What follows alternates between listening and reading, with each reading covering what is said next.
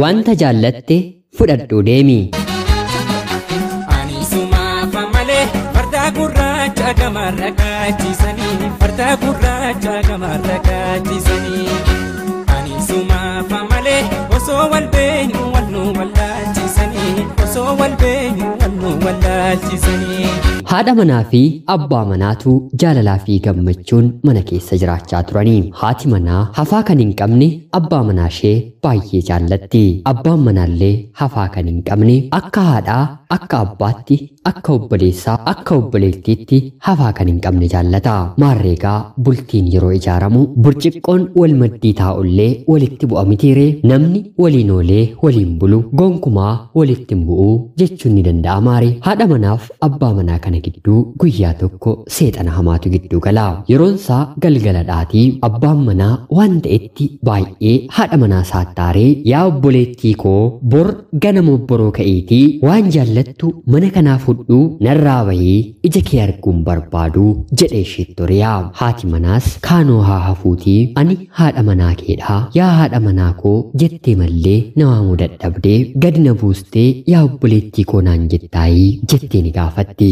Eeyyeen yaa dubartii nanaa takkaa dubbadheeraa borga nama mana kana keessatti si arguun barbaadu yoon si arge lubbuu kee balleessaa jedhee irra deebi'ee isheetti dubbate. Bultii keessatti lola kan jedhamu abbaa manaan aaree jecha dubbatuun haati manaas aartee jecha wal madaalu walitti bu'iinsa isaanii ol kakaasu qixxee yoo dubbatte lola jedhama. Sanaan ala garuu abbaa manaa qofti dubbatee haati manaa deebii qabbaneessu kan deebisteef yoo ta'u kuni gonkumaa lola jedhamuu hin danda'u. Sababni isaa jaalalleellee walitti akka mi'aawuuf walitti bu'iinsi xiqqoo barbaachisaadha hangafoonni jedhanii ni jiru. Maarreegaa erga jecha kana dubbatee haati manaa kanaa walitti hin dubbanne. Yeroon ciisichaas waan ga'eef galgala kana qofa bultee ganama barii akka deemtu waan ajajamteef otoo laaltuu hirribni too ishee hin qabiin abbaan manaan deemee rafaa. Namni baay'ee aare sammuunsaa tasgabbii waan barbaaduuf hirriba hamaatu isa qaba. Yeroo kanatti rafee hirriba isaa quufee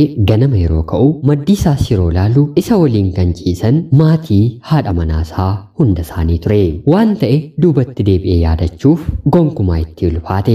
Inni kan beeku mana isaa rafuu waan ta'eef maaltu bakka kana na fidee jedhee ni gaafataanii. Yeroo kanatti haati manaasaa gidduu isaanii waan ciistuuf ati galgala mana kana keessaa wanta jaallattu fudhu narraa bahii ganama ija kee arguun barbaadu naan jetteen turree. Ani mana kee keessaa televiizinii, ani mana kee keessaa siree, ani mana kee keessaa soofaan barbaadatu hin taane siin hin barbaada. Kanan jaalladhu waliin jiraachaa kan jiru si'idha. Kanaaf yeroo hirribni si fudhate si baattadheen maatii koo bira si fudhadheen dhufee jettee deebisteefi. Yeroo kanatti hundi isaaniiyyuu baay'ee nahanii. Abbaan manaas gochaa ishee raawwattetti baay'ee dinqisiifamee miira gammachuu fi gadda wal makeen dhiifama naaf godhe. Guyyaa kaleessaa baay'ee aareen ture. Kanaaf dhiifama naaf godhii jedhee adda ishee hungatee walitti maramanii lamaanuu walitti bu'anii. Aareen wanta baay'ee nama dubbachiisti. Wanta baay'ees namni akka godhu nama taasisti. Haa ta'uutii garuu hanga aariin sun darbutti tokko qabbanaa'uu yookiin immoo tooftaa akkanaa fayyadamuun bultii jaalala ofii eeggachuun ni danda'amaan dhaamsa qophii Oromiyaa 24 guyyaa har'aati. Nagaan kiyya bakka jirtan hundaatti isin haa dhaqqabu jechaa seenaa akkasii gaggabaaboo guyyaa guyyaadhaan akka isin dhaqqaban yoo barbaaddan laayik gochuun na jajjabeessaa. Sheer gochuun hiriyoota keessaniif qoodaa jechaa qophii gara biraatiin hanga walitti deebinutti bakka jirtan maraan turtii gaarii isiniif kanan hawwu ana obboleessa keessan gammachiista shoomeeti. Horaa bulaa. Ani sumaaf malee farda gurraacha gamarra kaachisanii farda gurraacha gamarra kaachisanii. Ani sumaaf malee osoo wal